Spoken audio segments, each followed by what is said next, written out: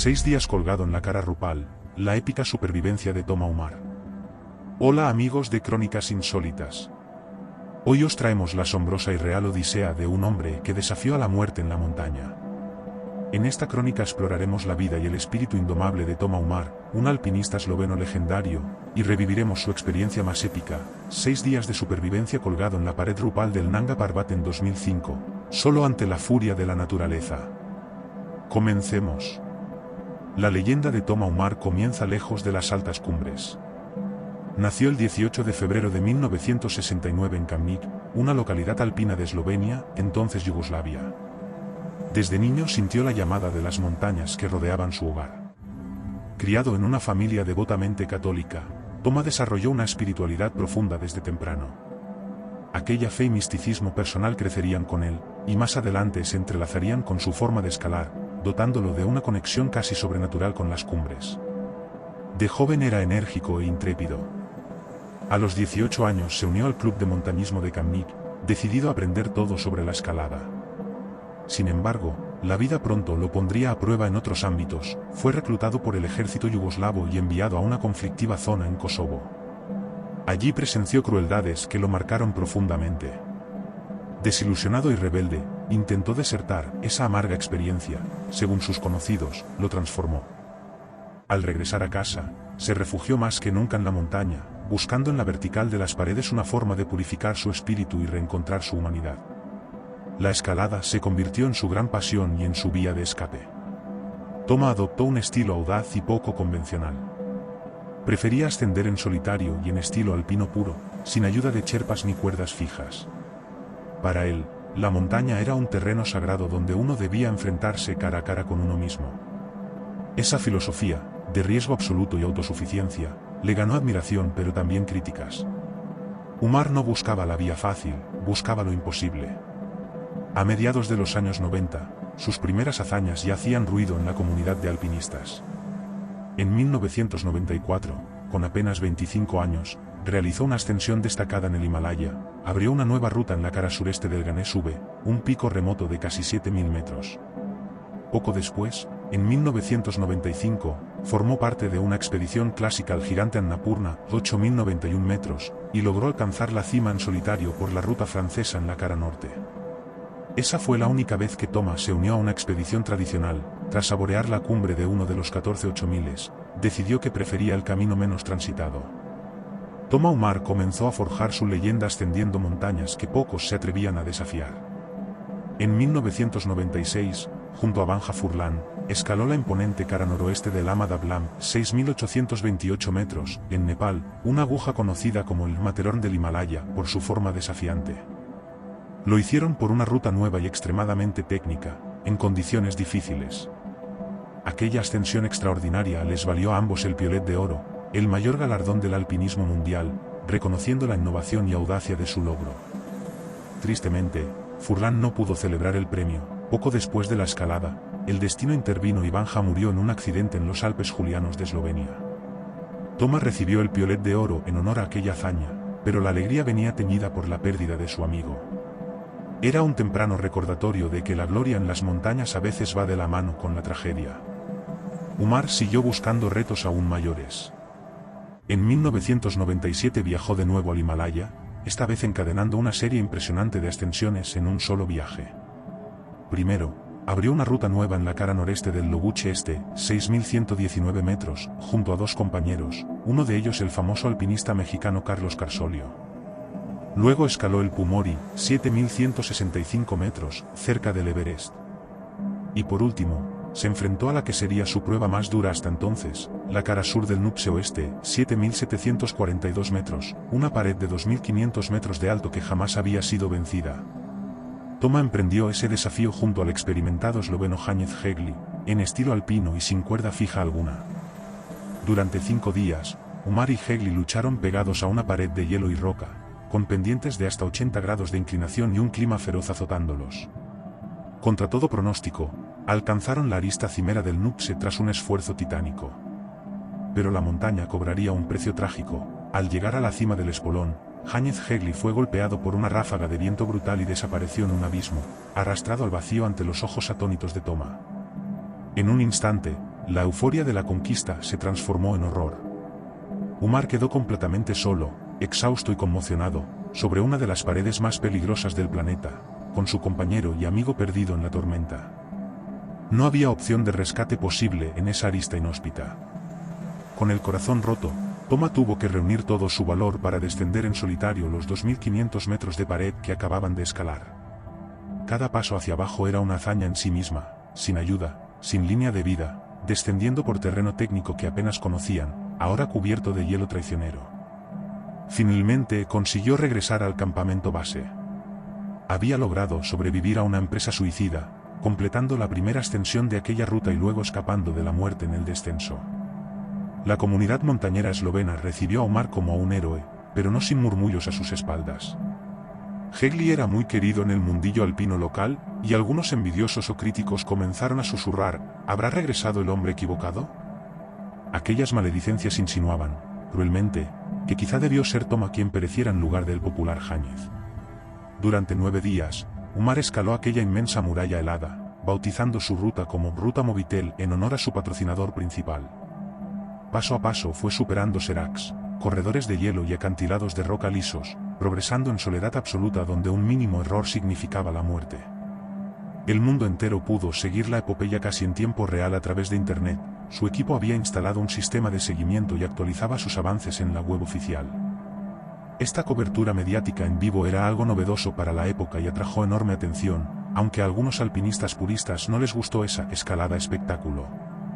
Estas habladurías hirieron a Umar. Aunque era idolatrado por el público esloveno en general, en ciertos círculos de alpinistas empezaba a crecer un resentimiento y escepticismo hacia él. Lo veían arrogante, un temerario que buscaba llamar la atención.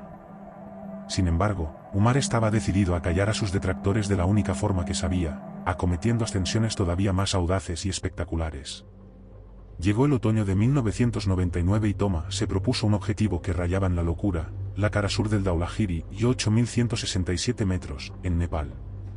Esa pared de 4.000 metros de desnivel es una de las más formidables y peligrosas del Himalaya, una ruta tan mortífera que casi un 40% de los alpinistas que lo intentan encuentran allí su fin. Incluso el legendario Reinhold Messner, primer hombre en escalar todos los 8000, había intentado esa misma vía en 1977 y la consideró imposible. Para Messner, la vertiente sur del Dhaulagiri era una pesadilla infranqueable. Toma Umar, sin embargo, veía en ella la prueba definitiva de su filosofía: subir en solitario, sin más ayuda que su convicción y su resistencia. Durante 9 días, Umar escaló aquella inmensa muralla helada, bautizando su ruta como Ruta Movitel en honor a su patrocinador principal. Paso a paso fue superando seracs, corredores de hielo y acantilados de roca lisos, progresando en soledad absoluta donde un mínimo error significaba la muerte. El mundo entero pudo seguir la epopeya casi en tiempo real a través de Internet. Su equipo había instalado un sistema de seguimiento y actualizaba sus avances en la web oficial. Esta cobertura mediática en vivo era algo novedoso para la época y atrajo enorme atención, aunque a algunos alpinistas puristas no les gustó esa escalada espectáculo. Cuando finalmente Umar emergió de aquella cara sur, había alcanzado aproximadamente los 8000 metros de altitud, prácticamente a un suspiro de la cumbre del Dhaulagiri. Exhausto y al borde del colapso, decidió que era suficiente: la victoria ya era suya. Había conquistado lo que tantos consideraban inconquistable. Al regresar a Ljubljana, la capital de Eslovenia, fue recibido como un héroe nacional. Y nada menos que Reinhold Messner acudió a felicitarlo personalmente. Messner, impresionado, lo declaró el mejor alpinista de gran altitud del mundo, un título que el propio italiano había ostentado celosamente en el pasado. Para la joven generación de escaladores, Toma Umar se había convertido en una leyenda viviente. El gobierno esloveno le concedió la Orden Honoraria de la Libertad, la máxima condecoración del país, y documentales sobre su ascenso ganaron premios en festivales de cine de montaña. Con menos de 30 años, Toma estaba en la cima de la fama en el mundo del alpinismo. Sin embargo, la vida aún le tenía preparadas duras pruebas personales antes de la siguiente gran expedición. Tras triunfar en el Dhaulagiri, Umar podría haberse acomodado en su gloria, pero su espíritu inquieto no se lo permitió. En el año 2000 sufrió un golpe del destino, esta vez lejos de las montañas, trabajando en la construcción de su propia casa, se cayó desde el techo. Fue un accidente doméstico irónico para alguien que sobrevivía a riscos verticales. La caída le produjo lesiones graves, se fracturó el talón izquierdo y el fémur derecho al impactar contra el suelo de cemento. Tuvieron que operarlo varias veces y su recuperación fue lenta y dolorosa. Para un hombre acostumbrado a bailar sobre cornisas heladas, verse inmovilizado fue un verdadero desafío mental. Durante ese periodo difícil, Toma profundizó en su lado espiritual para encontrar fortaleza. Conoció a Nataa Pergar, una terapeuta alternativa, la llamaban bioterapeuta, que lo ayudó con métodos de sanación poco convencionales. Pergar se enfocaba en las energías del cuerpo y la mente, y Toma abrazó esas enseñanzas con fervor. Esta guía espiritual lo acompañaría luego en algunas expediciones importantes, formando parte de su equipo de apoyo para, según Umar, observar las señales propicias y los estados de ánimo de la montaña. Sus creencias se habían vuelto singulares, mezclando su fe católica con misticismo oriental y conceptos propios. Algunos decían que su espiritualidad iba de lo budista a lo extraño, pero para Umar era una fuente de poder interno. Lo cierto es que se recuperó y volvió a la carga. En 2002, impaciente por enfrentarse de nuevo a un 8000, se unió a una expedición internacional en el Tíbet.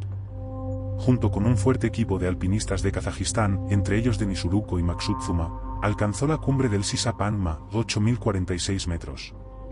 Aunque es el menor de los 8000, el Sisa Panma les plantó cara con vientos brutales, pero Toma coronó la cima con éxito.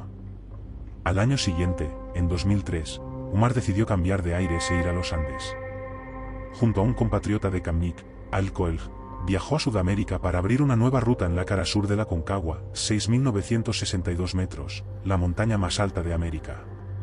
Tras 5 días de escalada expuestos a hielo empinado, roca descompuesta y un frío implacable, la cordada completó la ruta, ganándose el reconocimiento de la élite del alpinismo. Aquella primera en el Aconcagua incluso fue nominada al Piolet de Oro. Sin embargo, no resultó ganadora, lo que provocó que Umar, antiguamente encantado de recibir premios, soltara con ironía: los premios son como las hemorroides, tarde o temprano, a todos los idiotas les salen. Declaraciones como esa alimentaban su imagen de rebelde irreverente. De vuelta en el Himalaya, Toma continuó probándose en montañas difíciles pero algo más bajas. En 2004 hizo un intento en solitario a la cara este del Hannu, 7.468 metros, una pirámide formidable en Nepal, alcanzó unos 7.000 metros antes de retroceder.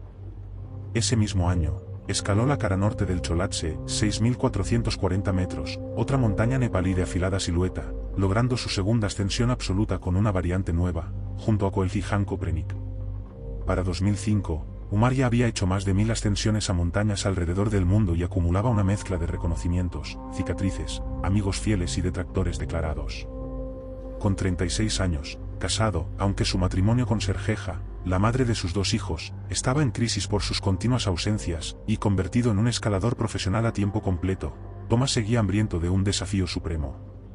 Y lo tenía claramente en la mira, esa montaña que le había quedado pendiente, la que lo había rechazado 2 años antes. Llegaba la hora de regresar al Nanga Parbat. El Nanga Parbat se alza en el extremo occidental del Himalaya, en Pakistán. Con 8.125 metros es la 9ª montaña más alta del mundo, pero su fama se debe más a su crueldad que a su altura. Su nombre en urdu significa montaña desnuda, pero entre los alpinistas es conocido con un apodo mucho más siniestro, la montaña asesina. Y con razón. Historias terribles rodean al Nanga Parbat desde los primeros intentos de ascensión en los años 30, avalanchas y tormentas han cobrado decenas de vidas en sus laderas. Si el Nanga Parbat es temible, su cara Rupal lo es aún más. Esta pared sur, de casi 5.000 metros de desnivel vertical desde la base hasta la cima, es la mayor pared de montaña del mundo. Imaginemos un muro de roca y hielo de 5 kilómetros de altura, esa es la cara Rupal, un abismo blanco que intimida con solo mirarlo. Reinhold Messner, que la escaló en 1970 con su hermano, perdiendo a este último en el descenso por la cara opuesta, la describió como una pared que devora a los hombres.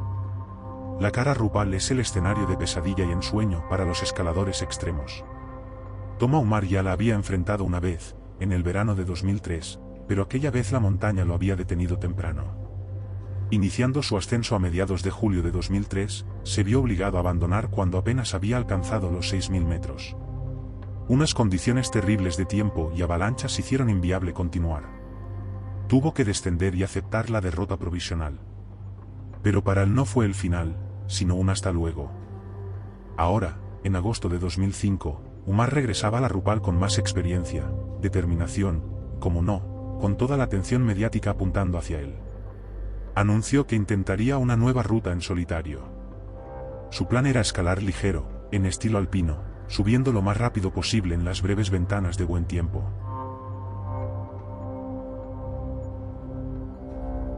Su expedición instaló el campamento base al pie de la pared y montó de nuevo un sistema de comunicación para actualizar al mundo sobre su progreso. Miles de entusiastas seguían su aventura por internet y noticieros. Después de sus hazañas previas, Thomas se había convertido en una especie de estrella del alpinismo, y esta empresa en la montaña asesina prometía ser su mayor acto. El 1 de agosto de 2005, Toma Umar inició la ascensión en solitario a la cara Rupal del Nanga Parbat. En el campamento base quedó un pequeño equipo de apoyo que se encargaba de las comunicaciones y la logística, incluyendo a su inseparable guía espiritual Nata Pergar y otros asistentes. Al principio, el clima parecía cooperar. Umar avanzó rápido los primeros 2 días, ganando altura y fijando brevemente cuerdas en algunos tramos difíciles para poder ascender y descender con relativa seguridad entre campamentos improvisados.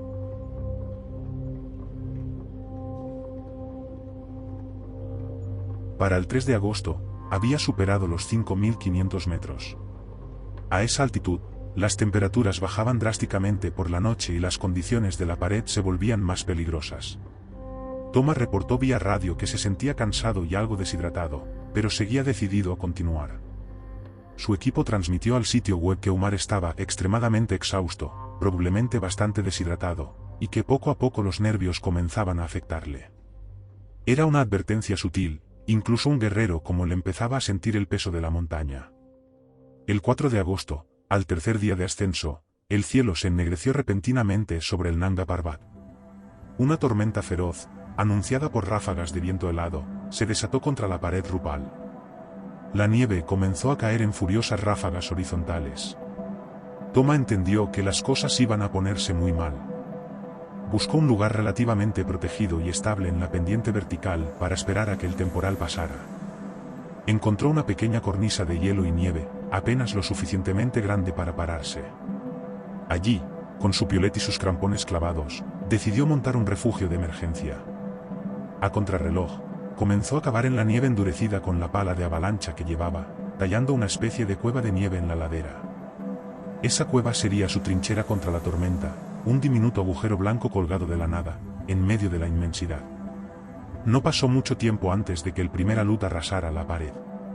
Un rugido sordo creció a sus espaldas, toneladas de nieve se desprendían desde las alturas, barridas por el vendaval, abalanzándose montaña abajo.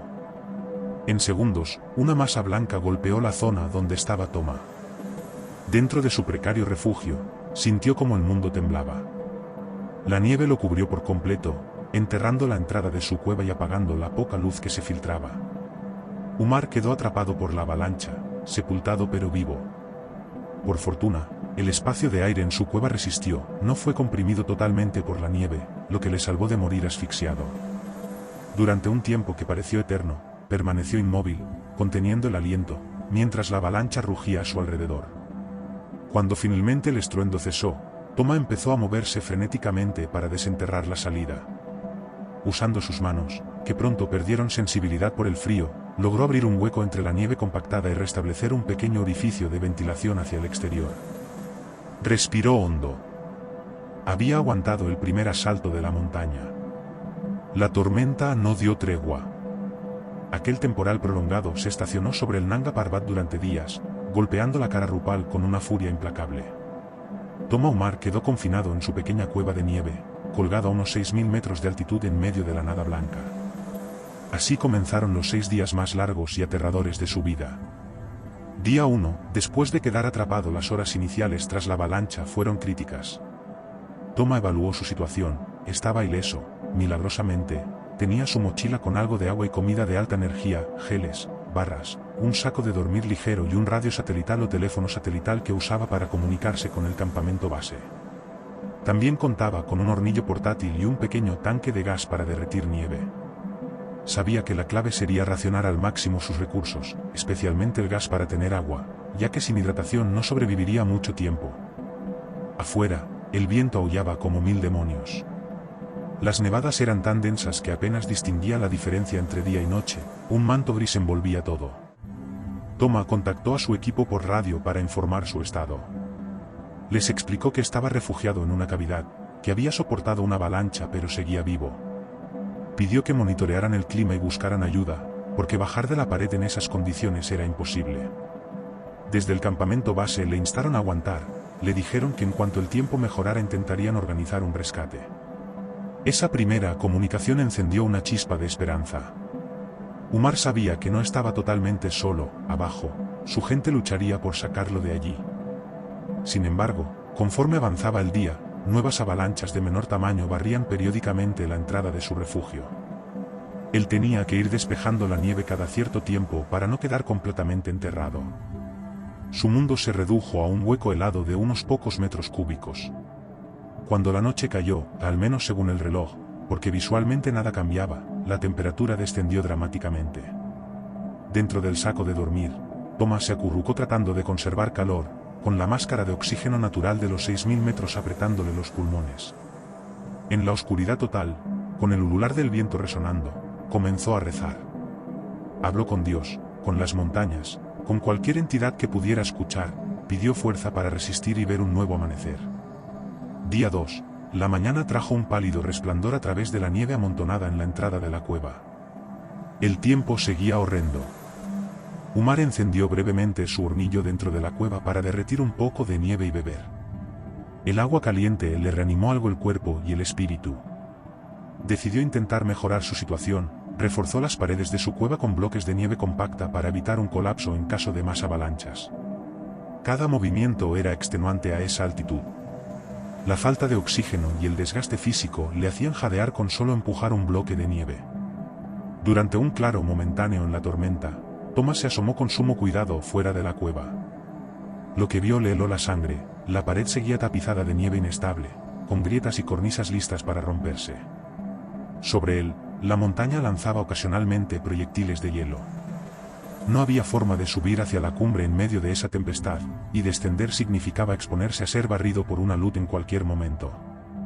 Entendió que su mejor opción era quedarse quieto, refugiado, y esperar ayuda desde el aire. Intentó comunicarse de nuevo con el campamento base. Esta vez la transmisión fue difícil, las nubes densas entorpecían la señal satelital. Solo pudo enviar mensajes fragmentados, pero suficientes para que abajo supieran que seguía vivo al segundo día. Él preguntó si había posibilidades de un rescate en helicóptero. La respuesta le llegó entrecortada: el ejército, intentar, helicóptero, tiempo. Comprendió que la expedición estaba probablemente solicitando ayuda al ejército de Pakistán, ya que un rescate en helicóptero civil a esa altitud era muy complicado. Saber eso le dio una dosis de tranquilidad, algo se estaba moviendo para salvarlo, pero todo dependía de la clemencia del clima. Si la tormenta no cedía, ni el mejor piloto podría acercarse. Las horas pasaban lentas. Aislado en esa cárcel blanca, Toma comenzó a sentir el agotamiento mental. Para no sucumbir al pánico, obligó a su mente a repasar técnicas de meditación que había aprendido. Controló su respiración, canturreó mantras en voz baja para mantenerse enfocado. Visualizó a sus hijos, Tom y Yura, a quienes había prometido regresar. Esa imagen de sus pequeños lo llenó de determinación. Tengo que sobrevivir por ellos, se repetía. Día 3, la situación se volvía crítica. Habían transcurrido ya 3 noches de tormenta. A estas alturas, Umar empezaba a sufrir los efectos de la deshidratación y la falta de alimento. Había racionado lo poco que tenía, un puñado de frutos secos y geles energéticos que consumía lentamente para engañar al estómago, y sorbos de agua derretida. A pesar de sus esfuerzos, sentía la boca seca y los labios agrietados, su cuerpo se debilitaba. El frío constante entumecía sus extremidades. Pasaba largos ratos golpeándose suavemente los pies y las manos para mantener la circulación. Notaba algunos dedos insensibles y temía que la congelación estuviera iniciando. Además, la inactividad forzada en un espacio tan reducido provocaba que sus músculos se agarrotaran. Cada vez que se movía un poco, sus articulaciones dolían. Pero peor que el dolor físico era la tortura psicológica. ¿Cuánto más podría aguantar la montaña así? ¿Y cuánto más podría aguantar él? Durante el tercer día la tormenta mostró pequeños respiros intermitentes. Nubes menos densas permitieron al equipo de rescate, por primera vez, intentar algo. Toma recibió comunicación, un helicóptero del ejército pakistaní haría un vuelo de reconocimiento en cuanto hubiera visibilidad suficiente. Esa noticia lo llenó de ansiedad y esperanza. Se asomó nuevamente de su cueva en un momento de menor ventisca, y envuelto en nieve hasta la cintura, agitó desesperadamente un paño de color para marcar su posición. Gritó, aunque sabía que a esa distancia nadie lo oiría. Sin embargo, las nubes volvieron a cerrarse antes de que ningún helicóptero pudiera acercarse. En el campamento base y en todo el mundo que seguía la noticia, la preocupación crecía. Llevaba ya 3 días atrapado sin que los rescatistas pudieran llegar hasta él. Las probabilidades de supervivencia a alta altitud decrecen rápidamente con cada día que pasa, por edema pulmonar, edema cerebral, o simple desgaste. Pero Umar era resistente. Esa tarde-noche, mientras nuevos copos comenzaban a tapar otra vez su reducto, decidió jugar su carta espiritual. Encendió una pequeña vela que llevaba, protegida en un recipiente, y la colocó en el interior de la cueva, rezando a la luz trémula. Según contaría después, en medio de esa oración sentía la presencia de algo o alguien acompañándolo. Quizá los espíritus de las montañas, quizá su amigo Hegli, quizá un ángel guardián. Con los ojos cerrados, imaginó que una voz le susurraba, no estás solo, aguanta un poco más. Entre la altitud y la privación, las alucinaciones empezaban a mezclarse con la realidad. Thomas sonrió en la oscuridad, convencido de que fuerzas invisibles lo apoyaban. Día 4, la cuarta mañana amaneció tan hostil como las anteriores. Para este punto, Umar llevaba casi 100 horas en la pared, sometido a un desgaste físico y mental indescriptible. Sus reservas de energía flaqueaban. Notaba lapsos en su lucidez, a ratos se quedaba ido, mirando fijamente los cristales de hielo en las paredes de su cueva, perdiendo la noción del tiempo. Luego reaccionaba y sacudía la cabeza, intentando despejar la niebla de su mente. Era vital que se mantuviera despierto y atento, porque quedarse dormido profundamente con ese frío podría significar no despertar más. A media mañana, escuchó un sonido lejano que lo hizo sobresaltarse, el ronroneo de un helicóptero. Aguzó el oído. ¿Era real o una jugarreta de su mente hambrienta de rescate? Salió lo más que pudo de su refugio, asomando el torso fuera. La nevada era ligera en ese instante, pero las nubes bajas apenas permitían visibilidad. Le pareció escuchar de nuevo el rumor de motores, quizás a lo lejos bajo las nubes. Emocionado, encendió una bengala de humo, de las que se llevan para señalización, y la agitó con la mano temblorosa. Una estela naranja salió despacio, difuminándose con el viento. Gritó con todas sus fuerzas, sus cuerdas vocales rasposas, «Estoy aquí, aquí». Pasaron varios minutos eternos. Ni rastro del helicóptero. El sonido se había desvanecido. Otra oportunidad perdida. Umar se derrumbó moralmente. Comenzó a llorar, lágrimas que al instante se enfriaban sobre sus mejillas agrietadas. Por primera vez el desaliento absoluto lo invadió. Dentro de su mente algo le decía que quizá había llegado su fin, que era imposible que lo rescataran con ese clima, que tal vez nadie arriesgaría su vida para salvarlo. En un momento de desesperación, cogió un lápiz y papel impermeable de su cuaderno de notas y, con manos entumecidas, escribió una carta de despedida. No sabemos con certeza qué puso, pero podemos imaginar que escribió unas últimas palabras para sus seres queridos, quizás un mensaje de amor para sus hijos y una disculpa por haberlos puesto en esta situación, quizás una expresión de paz consigo mismo y con la montaña, aceptando su destino. Dobló el papel y lo guardó en un bolsillo interno de su chaqueta, con la esperanza de que si él no sobrevivía, al menos su mensaje final llegaría a quien correspondiese. Sin embargo, Toma Umar no se rendía del todo. Tras esa catarsis de llanto, algo en él volvió a encenderse, una furia, un instinto de supervivencia inquebrantable. Decidió que mientras le quedara aliento seguiría luchando. Aguanta, aguanta un día más, se dijo en voz alta. Iba a enfrentar el 5.º día con la misma determinación con la que escaló el Dhaulagiri años atrás.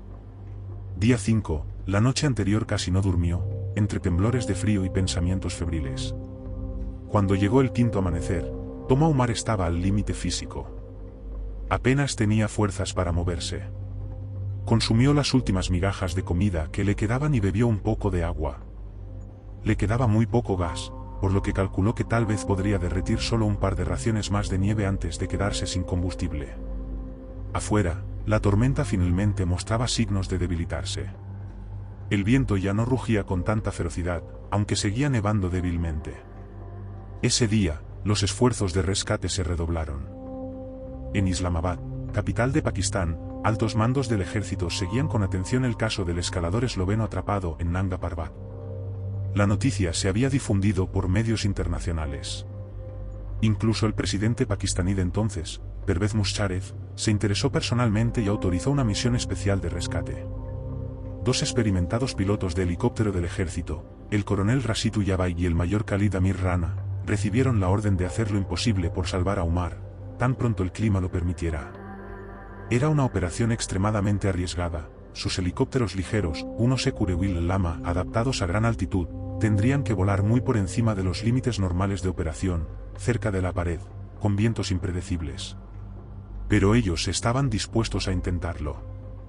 Al mediodía de ese quinto día atrapado, Toma volvió a percibir el atronador batir de hélices acercándose.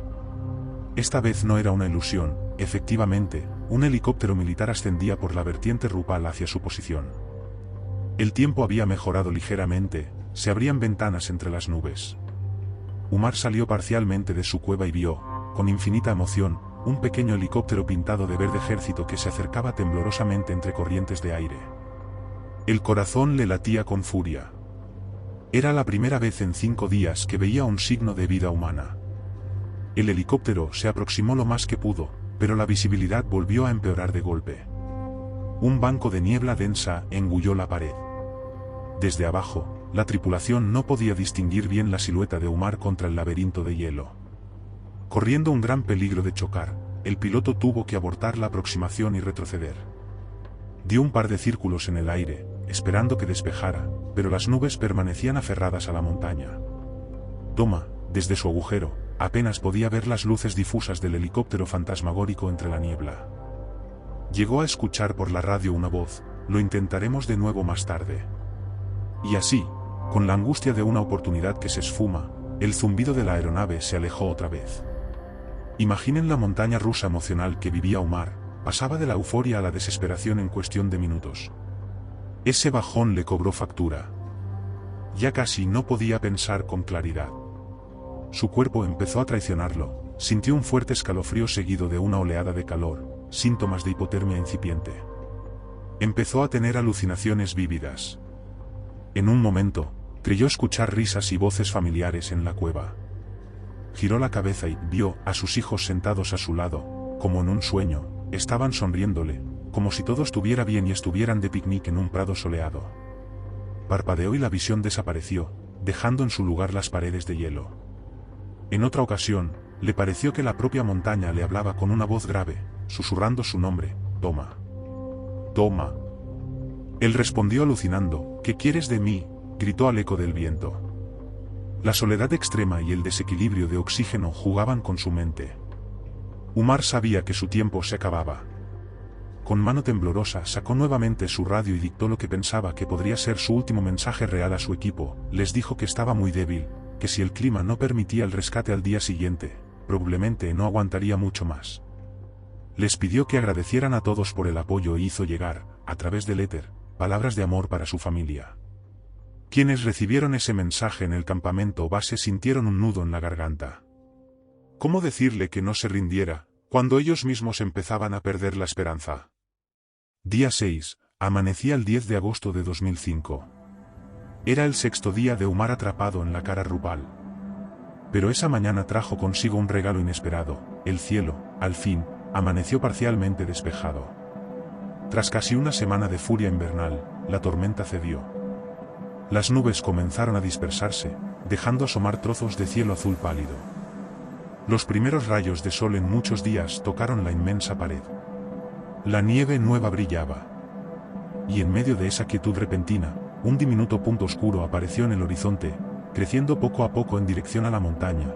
Era el helicóptero de rescate, de vuelta para un último intento. Toma, medio consciente dentro de su cueva, también percibió el cambio de luz. Abrió los ojos con dificultad. ¿Era el sol eso que calentaba levemente su rostro? Se movió fuera del saco y asomó la cabeza fuera del refugio. Vio el azul del cielo y casi lloró de alegría. Juntando todas sus fuerzas, se incorporó sobre la cornisa nevada. Su cuerpo protestó de dolor, pero no importaba. Escudriñó el aire y ahí estaba, el helicóptero subiendo hacia él. Esta vez lo veía claramente y ellos seguramente también lo verían a él. Era el momento decisivo. Los pilotos pakistaníes demostraron una destreza y coraje inauditos. Volaron la aeronave hasta situarse peligrosamente cerca de la pared, a unos 6.000 metros de altitud, donde el aire es tan delgado que los rotores casi no tienen sustentación. El helicóptero se zarandeaba en turbulencias mientras el piloto intentaba mantenerlo estacionario lo más cerca posible de donde creía que estaba Umar. El ruido ensordecedor de las hélices rebotaba en la pared, provocando pequeñas cascadas de nieve. Thomas se aferró con una mano a un anclaje de hielo y con la otra volvió a agitar una tela a su chaqueta quizá para hacerse visible. Además, encendió su última bengala de humo naranja. Esta vez, los rescatistas lograron verlo, una diminuta figura solitaria, de pie en un mar vertical de nieve. Umar sintió un golpe de adrenalina. La salvación estaba a metros de distancia, pero ¿cómo alcanzarla? No había lugar para que el helicóptero aterrizara ni siquiera para acercarse lo suficiente a la pared sin arriesgarse a estrellarse. La solución era arriesgada, tendrían que izarlo con una cuerda. Desde el helicóptero, los rescatistas le arrojaron una gruesa cuerda con un arnés o eslinga en el extremo. Pero coordinar esto en pleno aire no era sencillo. En un primer intento, el cable quedó corto o mal posicionado y Umar no logró asirlo. El helicóptero hizo una maniobra más, acercándose un poco más a la pared. El rotor prácticamente levantaba torbellinos de nieve alrededor de Thomas, él tenía que protegerse la cara del vendaval producido por la máquina. Entonces, un vaivén providencial acercó la cuerda lo suficiente. Thomas dio un zarpazo en el aire con sus manos enguantadas y la atrapó. Durante un segundo su corazón se detuvo, temiendo que se le resbalara de entre los dedos entumecidos. Pero no, la tenía bien sujeta. Con movimientos torpes pero decididos, consiguió pasar su cuerpo dentro del bucle del arnés. Se ató rápidamente además con un nudo prusik suelto a la cuerda principal, para mayor seguridad, tal como le habían indicado que hiciera. Cuando estuvo listo, levantó el pulgar en señal de OK hacia los pilotos. En el helicóptero no podían escuchar nada, pero vieron el gesto. Era la señal para remontar vuelo. Lentamente, la aeronave comenzó a ganar altura, enrollando el cable. Thomas sintió un tirón en la cintura y de repente sus pies se despegaron de la pared. Quedó pendiendo de la cuerda en el aire, balanceándose debajo del helicóptero. Lo habían logrado, Umar flotaba sobre el vacío, sostenido por esa línea de vida providencial. Con los ojos cerrados, se aferró con todas sus fuerzas, mientras era izado lejos de la trampa mortal en la que había agonizado tantos días. El helicóptero ascendió unos metros y luego se alejó de la pared, llevándolo colgando como un péndulo humano. En cuestión de minutos, depositaron a Thomas Umar en una zona segura, unos kilómetros más allá, en terreno relativamente llano cerca del campamento base. Eran aproximadamente las 6:30 de la mañana cuando sus pies tocaron tierra firme por primera vez en 6 días. En realidad, al soltarlo, sus piernas no pudieron sostenerlo y se derrumbó de rodillas sobre la nieve. Umar besó el suelo en un gesto instintivo, agradeciendo estar vivo. Los rescatistas inmediatamente lo envolvieron en mantas y sacos de dormir. Él lloraba desconsoladamente, un llanto de alivio, de alegría y de agotamiento total. Entre sollozos, abrazó a todos los que se acercaban, repitiendo gracias, gracias en varios idiomas. Muchos de los presentes también lloraban, la tensión acumulada esos días se liberó en ese instante triunfal. Contra todo pronóstico, Thomas Umar había sobrevivido. La noticia del rescate de Umar corrió como pólvora mojada en la comunidad internacional de alpinismo y más allá. Durante esos días, la odisea de Thomas se había convertido en una especie de reality show global, con miles de personas siguiendo cada actualización angustiosa. Su supervivencia parecía casi un milagro, 6 días atrapado en una pared mortal, golpeado por avalanchas, y salvado por una hazaña técnica de 2 pilotos heroicos. De inmediato, los medios titularon sobre el milagro en el Nanga Parbat y el rescate imposible. Umar fue llevado en helicóptero al hospital de Gilgit, la ciudad más cercana, para evaluación médica. Increíblemente, aparte de signos de congelamiento leve en los dedos y una deshidratación severa, estaba físicamente estable. Ni huesos rotos ni daños permanentes. Los doctores no salían de su asombro, su fortaleza y quizás la ayuda de esa pequeña cueva de nieve le habían permitido conservar suficiente calor corporal para evitar consecuencias más graves. En Eslovenia, su patria, Toma fue recibido una vez más como un héroe nacional que burló a la muerte. La televisión eslovena y los periódicos dedicaron amplios espacios a relatar la crónica de esos 6 días. Umar dio entrevistas donde se mostró humilde y profundamente agradecido. Narró cómo se había aferrado a la vida pensando en su familia y en la fe que lo sostenía. No dejé de creer que la montaña me permitiría salir con vida, dijo en una ocasión con voz entrecortada. También reconoció sin ambajes la valentía de sus rescatadores. Esos pilotos pusieron su propia vida en la línea por mí, les debo todo, declaró.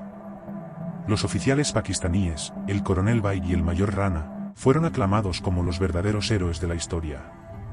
Sin su pericia, el final habría sido muy diferente. Sin embargo, tras la euforia inicial, vino la reflexión y también la polémica. Algunos sectores de la comunidad de escaladores lanzaron críticas hacia Umar. Alegaban que su expedición había sido muy publicitada y que, a diferencia de los ideales de discreción del alpinismo tradicional, Toma parecía buscar el espectáculo. Para colmo, apenas semanas después de su rescate, 2 alpinistas estadounidenses de primera línea, Steve House y Vince Anderson, lograron escalar la cara Rupal del Nanga Parbat con un estilo impecable, ligero y silencioso, sin anunciarlo previamente y sin incidentes. Su ascenso fue visto por algunos como un tirón de orejas a Umar, una manera de mostrar que se podía conquistar esa pared sin tanto ruido mediático. No pocos contrastaron la fanfarria que rodeó a Toma con la austeridad de House y Anderson, insinuando que el esloveno era más un showman que un alpinista puro. Las críticas a Umar incluían también el costo y riesgo del rescate. Se comentaba que la operación había sido muy costosa y que había puesto en peligro a los rescatistas. Algunos preguntaban si era justo movilizar recursos militares y exponerse así por alguien que conscientemente se había puesto en esa situación extrema. Desde el sillón cómodo de la crítica, era fácil juzgar. Toma encajó estos comentarios con estoicismo. Públicamente agradeció nuevamente a Pakistán por el rescate. Respecto a las críticas de sus colegas, prefirió no polemizar abiertamente. Sus amigos decían que estaba dolido en privado, pero que no les sorprendería, sabía que muchos lo consideraban un escalador temerario. Sin embargo, Umar sentía en el fondo que no escalaba para las cámaras, escalaba porque amaba profundamente la montaña, porque allí se sentía realmente vivo, aunque aceptaba gustoso la atención si eso le permitía financiar sus sueños verticales. En los meses posteriores al accidente, Toma se mantuvo relativamente alejado de las grandes montañas, recuperándose y reflexionando. ¿Habría aprendido la lección? ¿Se volvería más cauto? Algunos lo dudaban, la esencia de un alpinista como él no cambia fácilmente. Sus propias palabras lo insinuaban, la montaña me perdonó la vida esta vez, y estoy agradecido. Pero seguiré escalando mientras tenga fuerzas, es lo que soy. Contra lo que muchos habrían esperado, Umar no se retiró tras aquel episodio al filo de la muerte. Al contrario, una vez restablecido, volvió a mirar hacia las cumbres con nuevos bríos. Eso sí, algo había cambiado en su actitud hacia la publicidad. Quienes lo conocieron cuentan que las críticas le hicieron efecto y decidió demostrar que podía lograr grandes cosas sin tanta atención mediática previa. Así que planeó su siguiente jugada en silencio. Apenas un par de años después del Nanga Parbat, en octubre de 2007, Toma Umar reapareció sorpresivamente en titulares de la prensa especializada, había logrado la primera ascensión en solitario de la cara sur del Annapurna y lo más asombroso, nadie se había enterado de sus planes hasta que todo hubo terminado. Umar viajó a Nepal discretamente, sin anunciar el objetivo exacto. Ascendió la inmensa pared sur del Annapurna, otra de las grandes paredes temidas del Himalaya, por una ruta nueva hacia la cima este, 8.047 metros, del macizo. Una vez completada la hazaña, hizo una llamada satelital a la Asociación de Montañismo de Nepal para informar de su logro y solo entonces el mundo supo lo que había hecho. La noticia causó revuelo y admiración. Escalar la cara sur del Annapurna en solitario era un sueño que rondaba en la comunidad desde hacía décadas. De hecho, esa cara fue escenario de terribles intentos y pérdidas en los años 80. Umar la había vencido, y lo había hecho sin alarde previo. Algunos comentaron que con esta ascensión Toma estaba enviando un mensaje claro, mis logros hablan por sí solos. como dijo un montañista esloveno en tono jocoso, a veces, sin medios, significa más medios, refiriéndose a que el silencio previo de Umar paradójicamente generó aún más atención cuando se supo. Más allá de las interpretaciones, Umar demostró con el Annapurna que seguía siendo uno de los mejores alpinistas del mundo. Subió rápido, solo, en una ruta peligrosísima, consolidando una vez más su nombre en la historia del himalayismo. La redención estaba completa a sus ojos, había vuelto a la gran montaña y la había conquistado en sus propios términos, callando bocas. En lo personal, tras el Annapurna, Toma parecía estar en paz. Se sabía un privilegiado por seguir con vida y ahora escalaba más por devoción que por notoriedad. En entrevistas posteriores, su tono era reflexivo: amo escalar. Amo escalar rápido y confío enormemente en mis capacidades y en esa conexión mística que siento con las montañas. Mi vida en Eslovenia está llena de personas, responsabilidades, negocios, familia. Cuando voy a las montañas y estoy solo, me libero de todo eso y simplemente soy. No es la imagen que muchos tienen de mí, pero es una gran parte de mi personalidad. Así describió Bernadette MacDonald, su biógrafa, la motivación de Toma y su búsqueda de soledad en las cimas, lejos del bullicio terrestre. Después de tantas cumbres desafiadas y de haber tentado a la muerte y salido victorioso, uno pensaría que el destino le permitiría a Umar disfrutar de una larga vida contando sus batallas. Pero el destino tenía otros planes en las frías alturas. En noviembre de 2009, Toma Umar, con 40 años de edad, emprendió lo que sería su última expedición. No hizo grandes anuncios ni ruedas de prensa. Fiel a su estilo más reciente, partió casi en secreto hacia el Himalaya de Lantán, en Nepal, con la intención de escalar en solitario la cara sur del Lantán Lirum, 7.227 metros. Este pico, menos famoso que los gigantes de 8.000 metros, ofrecía un enorme desafío técnico en su vertiente sur, una pared de hielo muy empinada y poco frecuentada. De hecho, se decía que la última ascensión conocida de esa cara databa de 1995. Para Toma, era otro reto puro, una montaña hermosa, difícil, sin espectadores. Quizá buscaba reencontrar esa comunión espiritual lejos de las luces mediáticas. Instaló su campamento base en el valle, acompañado solo por un puñado de personas locales de apoyo, entre ellos un gerente de campo llamado Hagat Limbu. A comienzos de noviembre inició la escalada. No hay reportes detallados día por día como en Nanga Parbat, ya que en esta ocasión no llevaba cobertura en vivo. Sabemos que logró avanzar bastante en la pared sur del Lantán Lirum. Pero entonces, el 9 de noviembre de 2009, ocurrió el infortunio. En algún punto durante el descenso, quizá tras alcanzar una altura de unos 6.300 m, Toma sufrió un accidente grave. Tal vez una avalancha pequeña o una caída con mala suerte, nunca se determinó con exactitud. Lo que es seguro es que se lesionó de consideración, quedando incapacitado para moverse por sus propios medios. Umar, herido y solo, aún logró realizar una última llamada de auxilio con su teléfono satelital. Llamó a Hagat Limbu en el campamento base para reportar lo ocurrido. Con voz entrecortada y dolorida, comunicó que había sufrido una caída y se había roto la pierna y la espalda. También mencionó tener probablemente algunas costillas fracturadas. Eran heridas terribles en ese entorno. Toma confesó a Hagat que temía que iba a morir allí si no lo rescataban muy pronto. Le preocupaba, además, que un helicóptero tendría dificultades para localizarlo en la enorme pared, pues su posición exacta era incierta. Aún así, mantenía una pizca de esperanza. Limbu inmediatamente dio la alarma a las autoridades nepalesas y a la comunidad internacional. Otra vez Toma Umar estaba en aprietos en una montaña remota. Esa noche, la del 9 de noviembre, fue angustiosa. Al amanecer del 10 de noviembre, Hagat logró contactar de nuevo brevemente con Toma a través del teléfono satelital. La voz de Umar sonaba débil, apenas un susurro. Hagat, esta es mi última, alcanzó a decir antes de que la comunicación se cortara abruptamente. Esa incompleta frase, esta es mi última, fue lo último que se supo directamente de él. ¿Sería mi última transmisión, mi última petición, quizás mis últimas palabras? Quedó inconclusa, colgando dolorosamente en el aire. Luego, silencio. Los esfuerzos de rescate se pusieron en marcha, pero se toparon con contratiempos. Un helicóptero realizó una búsqueda sobre la cara sur del Lantán Lirum el 10 de noviembre, pero no pudo divisar a Umar en las traicioneras pendientes blancas. Al día siguiente, un equipo de Sherpas escaladores ascendió desde el campo base unos 500 metros por la ruta aproximada, arriesgando sus vidas para encontrarlo, pero tampoco hallaron señales. El tiempo corría y las esperanzas menguaban. En Eslovenia y en todo el mundo del alpinismo, muchos temían lo peor pero mantenían una vela de fe encendida, recordando cómo Toma se había salvado antes de situaciones imposibles.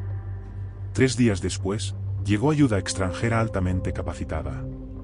Un equipo de rescate de Erzermat, especialistas suizos en rescates alpinos, voló a Nepal para unirse a la búsqueda, pero increíblemente tuvieron que esperar durante 3 días la burocracia de permisos para operar en la zona.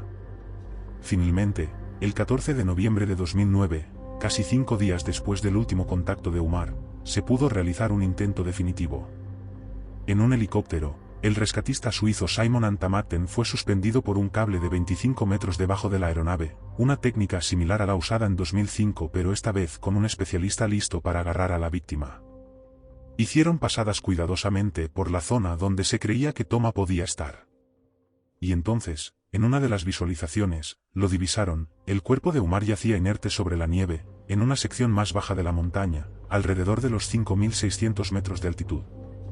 No se movía, no respondía. Con enorme destreza, Antamatten logró recuperar el cuerpo de Toma, asegurándolo al cable.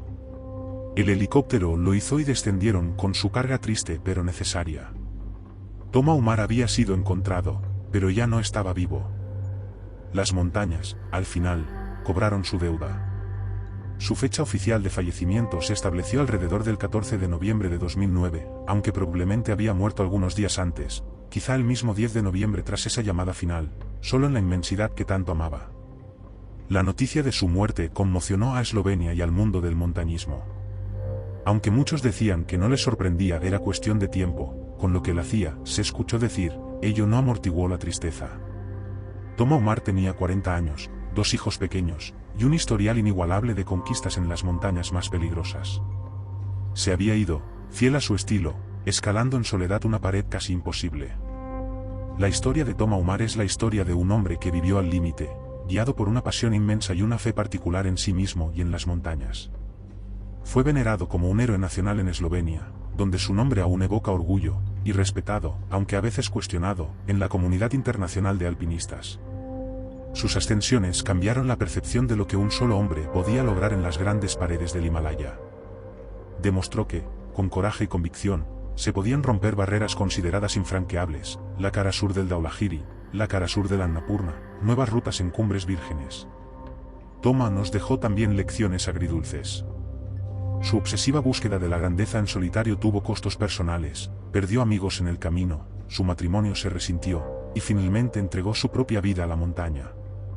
Algunos lo llaman temerario, otros, visionario. Quizá era ambas cosas. Su personalidad era compleja, por un lado, encantador, carismático, espiritual, por otro, intrépido hasta la imprudencia y con un punto de vanidad. Pero, ¿qué gran aventurero no tiene algo de estas facetas? Al fin y al cabo, Umar era humanamente legendario. Lo que nadie puede negar es la inspiración que genera su ejemplo de perseverancia. Pocos mortales han resistido lo que él resistió en aquella pared del Nanga Parbat. Pocos han tenido la voluntad casi sobrehumana para seguir luchando cuando todo parece perdido. Los 6 días que Toma pasó colgado entre la vida y la muerte son un testimonio del poder de la mente y el espíritu para no rendirse jamás.